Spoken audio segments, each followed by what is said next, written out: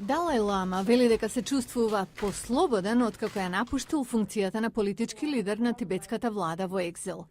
Но за гласот на Америка вчера во Вашингтон тој изјави дека би помогнал во преговорите со Кина доколку биде повикан. Сега веќе не сум некој вид на одговорност. Доколку на избраното раководство му треба моја помош, јас сум секогаш подготвен. Во јавноста остана прашањето дали Далај Лама ќе се сретне со председателот Барак Обама со оглед на противењето на Кина. Еве што рече Далај Лама на тоа.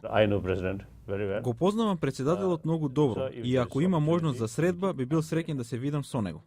Тој исто така ја образложи својата одлука да ја напушти политичката функција. Светот му припаѓа на човештвото и секоја држава припаѓа на народот, а не на одредена партија, крал или духовен лидер.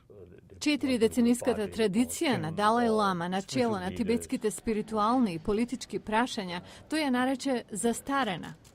Тој исто така кажа дека верува од има се погласни повици за политичка реформа и зголемување на спиритуалноста во Кина.